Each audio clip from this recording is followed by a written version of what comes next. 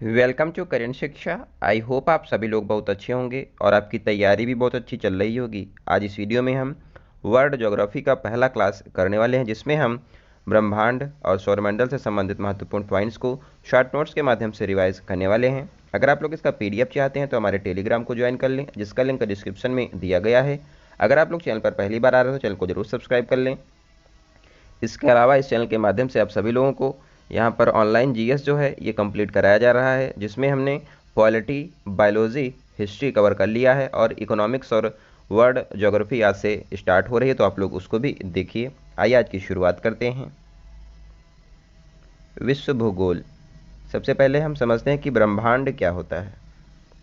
ब्रह्मांड यानी कि सामान्य रूप से पृथ्वी, ग्रहों, उपग्रहों, सौरमंडल, तारों एवं आकाश गंगाओं के सम्मिलित पुंज को ब्रह्मांड कहा जाता है।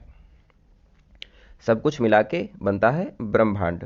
ब्रह्मांड की अवधारणाएं हैं, यहाँ पर दो अवधारणाएं प्रमुख हैं, जिसमें कि पहली है जियोसेंट्रिक अवधारणा और दूसरी है हेलियोसेंट्रिक अवधारणा। यहाँ पर जो जियोसेंट्रिक अवधारणा है, जिसको भूकेंद्रीय सिद्धांत भी कहा जाता है, इसके तहत यहाँ पर इस अवधारणा के तहत टॉलेमी ने बताया कि पृथ्वी को संपूर्ण ब्रह्मांड का केंद्र माना था। टॉलेमी ने जियोसेंट्रिक अवधारणा दी। इसके तहत इन्होंने यूनिवर्स के बीच में पृथ्वी को इन्होंने माना कि यूनिवर्स के बीच में पृथ्वी है। पहले यह जो अवधारणा है इसको टॉलेमी ने दिया था। उसके बाद आती है दूसरी अवधारणा, हेलियोसेंट्रिक अवधारणा। हेलियोसेंट्रिक अवधारणा के तहत सूर्य केंद्रित है ये। हेलियो का मतलब सूर्य होता है। यहाँ पर इस अवधारणा के तहत पोलैंड के निकोलस कॉपरनिकस ने यहाँ पर इस अवधारणा को दिया है। कॉपरनिकस को आधुनिक खगोल शास्त्र के जनक के रूप में माना जाता है। इन्होंने ब्रह्मांड के केंद्र में सूर्य स्थित है तथा पृथ्वी व अन्य ग्रह इस सूर्य के चारों ओर परिक्रमा करते हैं। इन्होंने ऐसा बताया। इन्होंने बताया कि यूनिवर्स के बीच में सन है और सन के चारों तरफ पृथ्वी और जो ग्रह हैं वो परिक्रमा करते हैं। तो यहाँ पर दो अवधारणाएं प्रमुख हैं, पहली है जियोसेंट्रिक और दूसरा है हेलियोसेंट्रिक। आप लोग इसको समझ गए होंगे। पहली वाली में पृथ्वी इन्होंने बताया कि बीच में है यूनिवर्स के, और जो लास्ट वाली है हेलियोसेंट्रिक, इसमें बताया गया कि सन जो है यूनिवर्स के बीच में है और जितने भी ग्रह हैं ये इसके चारों ओर चक्कर लगाते हैं। जो हेलियोसेंट्रिक अवधारणा है यही अब प्रचलन में है, इसको ही हम लोग मानते हैं। नेक्स्ट देखते हैं बिग बैंग सिद्धांत। बिग बैंग थ्योरी जो है इसको जॉर्ज लेमेथियर ने दिया था। इन्होंने बताया कि ब्रह्मांड का लगातार विस्तार हो रहा है, और इन्होंने ऐसा बिग बैंग थ्योरी यानी कि बिग बैंग सिद्धांत में इन्होंने ऐसा बताया कि ब्रह्मांड का लगातार विस्तार हो रहा है। इसको दिया है जॉर्ज लेमेथियर ने। आप लोग इसको ध्यान रखें। नेक्स्ट है आकाशगंगा यानी कि गैलेक्सी। जो हमारी आकाशगंगा है उसको हम लोग मंदाकिनी या फिर मिल्की वे कहते हैं। मंदाकिनी का भाग जो रात में दिखाई देता है उसको मिल्की वे कहा जाता है, और यही हमारी आकाशगंगा है। आकाशगंगा के अंदर असंख्य तारे होते हैं, और इसका जो सेंटर होता है, सेंटर ऑफ गैलेक्सी, इसको बल्ज कहते हैं। आकाशगंगा के सेंटर को, केंद्र को बल्ज कहा जाता है। सूर्य जो है हमारा, ये मंदाकिनी का एक तारा है, और सूर्य के जैसे करोड़ों तारे मंदाकिनी के अंदर पाए जाते हैं। तो आप लोग इसको ध्यान रखें कि सूर्य जो है ये एक तारा है मात्र। मंदाकिनी के अंदर बहुत से तारे हैं सूर्य के जैसे भी। तो हम लोग जानते हैं कि सूर्य सबसे बड़ा है, ऐसा नहीं है। सूर्य मंदाकिनी के अंदर एक सिर्फ तारा है। प्रोक्सिमा सेंचुरी सूर्य के निकटतम तारा है।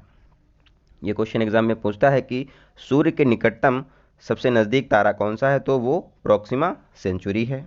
नेक्स्ट है, अब सौरमंडल की बात कर लेते हैं। यहाँ पे सौरमंडल, यहाँ पे सूर्य है, आप लोग देख रहे हैं। सबसे पहला जो ग्रह है वो है बुध यानी कि मरकरी। उसके बाद नंबर आता है वीनस का यानी कि शुक्र। तीसरे नंबर पर है पृथ्वी यानी कि अर्थ। चौथे नंबर पर है मंगल यानी कि मार्स। पाँचवें नंबर पर है जुपिटर यानी कि बृहस्पति, और ये सबसे बड़ा ग्रह है हमारे सौरमंडल का। उसके बाद नंबर आता है सैटर्न यानी कि शनि। फिर है नंबर अरुण यानी कि यूरेनस, फिर नंबर है वरुण और नेपच्यून का। तो यहाँ पर जो स्टार्टिंग के 4 ग्रह हैं, मरकरी, वीनस, अर्थ और मार्स, इनको मिलाकर कहते हैं इनर प्लैनेट और या फिर टेरेस्ट्रियल प्लैनेट, आंतरिक ग्रह इनको कहा जाता है। और जो ये ग्रह हैं यहाँ पर जो इनकी सरफेस है, चट्टानें यहाँ पर पाई जाती हैं, इसलिए इनको पार्थिक ग्रह भी कहते हैं। जो 4 स्टार्टिंग के ग्रह हैं, बुध, शुक्र, पृथ्वी और मंगल, इनको आंतरिक ग्रह कहते हैं और यहाँ पर इनकी जो सरफेस है उस पर चट्टानें और पाई जाती हैं, इसलिए इनको पार्थिक ग्रह कहा जाता है। इसके अलावा जो बाद में 4 ग्रह हैं, जुपिटर, सैटर्न, यूरेनस और नेपच्यून, यहाँ पर बृहस्पति, शनि, अरुण और वरुण को यहाँ पर बाह्य यानी कि एक्सटर्नल ग्रह कहा जाता है। ये एक्सटर्नल ग्रह हैं। एक क्वेश्चन एग्जाम में बहुत पूछता है कि एस्टेरॉयड बेल्ट कहाँ पे पाई जाती है, क्षुद्र ग्रह कहाँ पाए जाते हैं। तो एस्टेरॉयड बेल्ट जो हमारी है ये मंगल और बृहस्पति के बीच में पाई जाती है।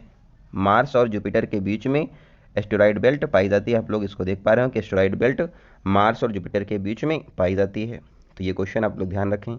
सबसे छोटा जो ग्रह है वो है बुध यानी कि मरकरी। हमारे सौरमंडल का सबसे छोटा ग्रह मरकरी है यानी कि बुध। यहाँ पर जुपिटर यानी कि बृहस्पति और सैटर्न शनि को गैस जाइंट कहते हैं, क्योंकि ये दोनों ग्रह सबसे बड़े हैं और ये जो ग्रह हैं ये गैस से बने हुए हैं, इसलिए इनको गैस जाइंट ग्रह कहते हैं। जो लास्ट में 2 ग्रह हैं, अरुण यानी कि यूरेनस और नेपच्यून यानी कि वरुण, ये इन दोनों ग्रह को आइस जाइंट कहा जाता है, क्योंकि ये दोनों ग्रह मतलब बर्फ से बने हुए हैं, यूरेनस और नेपच्यून। आगे देखते हैं, अब एक एक करके सबके बारे में देख लेते हैं थोड़ा थोड़ा। सन को सबसे पहले देखते हैं। सन क्या है? एक तारा है यानी कि स्टार है। स्टार कौन होता है? जिसके पास खुद का प्रकाश यानी कि लाइट होती है। तो सन के पास लाइट है और ये एक तारा है। सन में जो ऊर्जा बनती है वो कैसे बनती है? नाभिकीय संलयन से, यानी कि न्यूक्लियर फ्यूजन से सन के अंदर जो ऊर्जा है ये लाइट बनती है। और नाभिकीय संलयन कहाँ पर होता है? तो नाभिकीय संलयन कोर और कोड यानी कि कोर या फिर कोड में होता है और ये सूर्य का सबसे आंतरिक भाग होता है। नाभिकीय संलयन की जो प्रक्रिया है वो सूर्य के सबसे आंतरिक भाग यानी कि कोर या फिर क्रोड में होता है। यहाँ पर रिएक्शन होती है, हाइड्रोजन और हाइड्रोजन की रिएक्शन होती है और यहाँ पर हीलियम बनता है और एनर्जी यहाँ पर निकलती है। आप लोग इसको भी ध्यान रखें। सन के पास यहाँ पर सन में जो यहाँ पर हाइड्रोजन है ये 71% है और हीलियम 26.5% पाया जाता है। एक क्वेश्चन और आता है कि सन की जो लाइट है वो पृथ्वी तक कितनी देर में पहुंचती है और इसकी स्पीड क्या होती है। तो यहाँ पर सन से जब लाइट चलती है और ये अर्थ तक जो इसका टाइम है पहुंचने का वो 8 मिनट 16 सेकंड है। कहीं कहीं पर 8 मिनट और 20 सेकंड भी लिखा है, तो आप लोग मोटा मोटा ध्यान रखें कि 8 मिनट लगता है सन से लाइट को अर्थ तक पहुंचने में। इसकी स्पीड होती है 3 × 10⁸ मीटर पर सेकेंड या फिर 3 लाख किलोमीटर पर सेकेंड इसकी स्पीड है। हाल ही में आप लोगों ने देखा ही होगा कि इसरो ने आदित्य L1 मिशन को लॉन्च किया था। अब इसके बारे में कुछ इंपॉर्टेंट पॉइंट्स करंट के भी देख लेते हैं। आदित्य L1 मिशन, इसको 2 सितंबर 2023 को लॉन्च किया गया था। कहाँ से? श्रीहरिकोटा आंध्र प्रदेश से इसको लॉन्च किया गया था रॉकेट PSLV C57 से। और ये कहाँ पर स्थापित किया जाएगा? इसको भेजा गया है L1 पॉइंट यानी कि लाग्रांज बिंदु पर भेजा जाएगा। यहाँ पर इसको स्थापित किया जाएगा। लाग्रांज बिंदु क्या होता है? यह वह बिंदु है जहाँ पर सूर्य और पृथ्वी का गुरुत्वाकर्षण बल बराबर होता है, यानी कि यहाँ पर स्थिर पॉइंट होते हैं और इनका गुरुत्वाकर्षण बराबर होता है। कहाँ पर? L1 पॉइंट पर। यहाँ पर 5 पॉइंट हैं पृथ्वी और सन के बीच में, L1, L2, L3, L5 और L4 जो ये पॉइंट हैं, ये पॉइंट पृथ्वी और सन के बीच में हैं। यहाँ पर गुरुत्वाकर्षण जो है ये स्थिर है। L1 पॉइंट पर आदित्य L1 को भेजा गया है, जो कि पृथ्वी से 15 लाख किलोमीटर दूर है और जो आदित्य L1 है इसको इस पॉइंट पर पहुंचने के लिए 125 दिन यहाँ पर लग जाएंगे, पहुंचने में इसको 125 दिन लगेंगे। आगे देखते हैं। सूर्य की बाहरी भाग, सूर्य का जो बाहरी भाग है इसको हम लोग फोटोस्फीयर यानी कि प्रकाश मंडल कहते हैं और यहाँ पर तापमान 6000 डिग्री सेल्सियस होता है।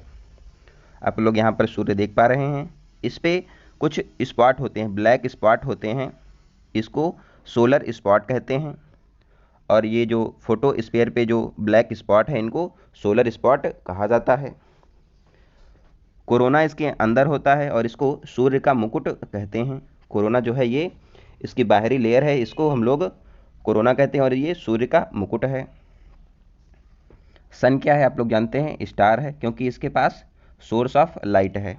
इसके अलावा प्लैनेट क्या होते हैं, इनके पास सोर्स ऑफ लाइट नहीं होती है, आप लोग इसको जानते ही हैं।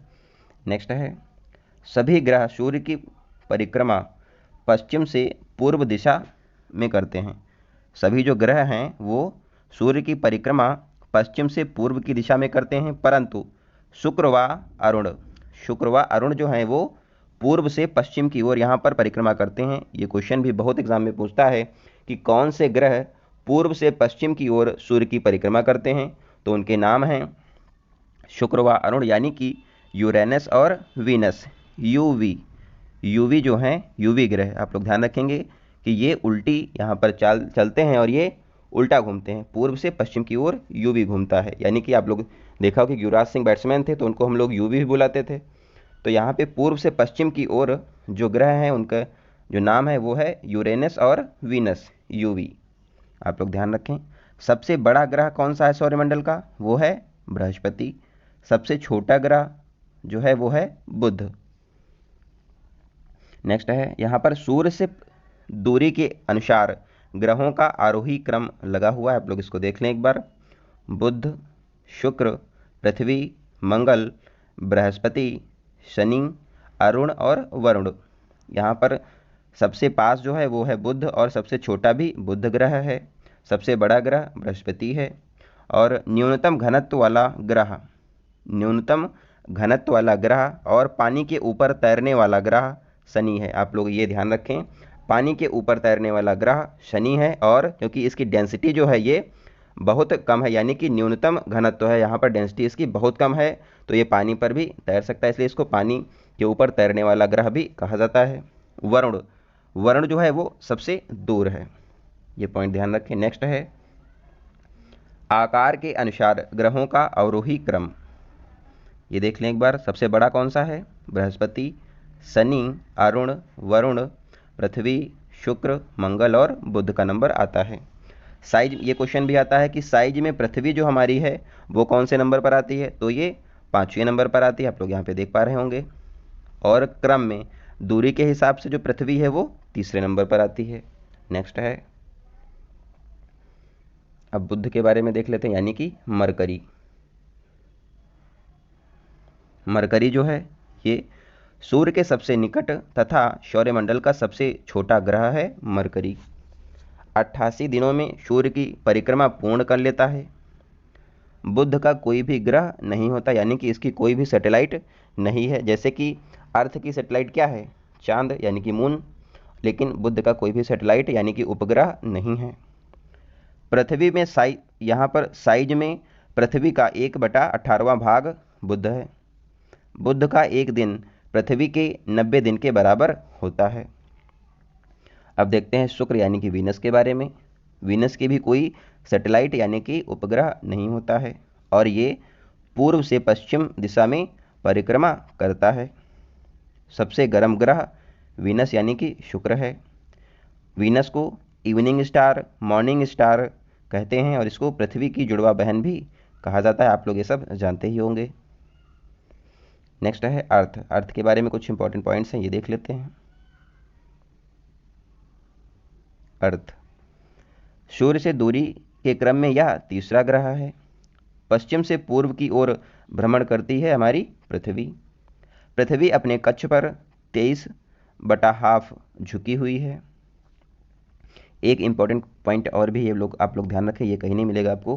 पृथ्वी अपने अक्ष यानी कि एक्सिस पर कक्षा सतह से 66.1/2 डिग्री झुकी हुई है। अपने अक्ष पर कक्षा सतह से, यहाँ पर आप लोग एक फिगर है, यह देख लीजिए।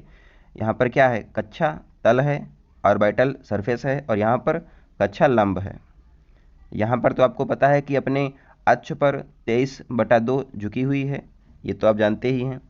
इसके बाद एक क्वेश्चन आता है कि अपने अक्ष पर कक्षा सतह से कितना झुकी हुई है। तो यहाँ पर इसमें से 90 डिग्री का ये कोण है पूरा टोटल, यहाँ पे टोटल 90 है, तो इसमें से 23/2, 23/2 माइनस करेंगे तो 66/2 यहाँ पर आता है। तो यहाँ पर जो ये सही आंसर होगा इसका 66/2 डिग्री झुकी हुई है अक्ष, यानी अक्ष पर कक्षा सतह से 66/2 झुकी हुई है। सूर्य की परिक्रमा 365 दिन व 6 घंटे में करती है। आप लोग जानते होंगे कि हर 4 साल में लीप ईयर हो जाता है। तो ये इसीलिए होता है कि जो पृथ्वी जो है सूर्य की परिक्रमा 365 दिन में तो कर लेती है, लेकिन 6 घंटा एक्स्ट्रा लेती है। तो जब 6 घंटा 4 सालों के बाद ऐसा होता है कि एक पूरा दिन हो जाता है, 6 बार अगर 6 को 4 बार अगर जोड़ोगे तो ये हो जाएगा आपका 24। तो एक दिन में 24 घंटे होते हैं, तो यही एक दिन बढ़ जाता है, तभी वो फरवरी में जो 29 दिन की हो जाती है, वही लीप ईयर 4 सालों के बाद इसलिए होता है। अकेला ग्रह है जहाँ पर जीवन संभव है। पृथ्वी को नीला ग्रह भी कहते हैं क्योंकि यहाँ पर पानी पाया जाता है, जिसकी वजह से ये आकाश से नीली दिखाई देती है। चंद्रमा एकमात्र पृथ्वी का उपग्रह है, यानी कि चंद्रमा जो है वो पृथ्वी की सैटेलाइट है। आई होप आप लोग को वीडियो अच्छी लगी होगी। आगे की क्लास जो है वो हम जो कुछ ग्रह बचे हुए इनको हम अगली क्लास में कवर करेंगे। आप लोग इसका PDF टेलीग्राम में ले सकते हैं, और चैनल को आप लोग ज़्यादा से ज़्यादा शेयर करें, वीडियो को भी शेयर करें, और चैनल पर अगर पहली बार आए तो चैनल को जरूर सब्सक्राइब कर लें। मिलते हैं अगली वीडियो में, तब तक आप लोग पढ़ते रहें, अपना ध्यान रखें। धन्यवाद।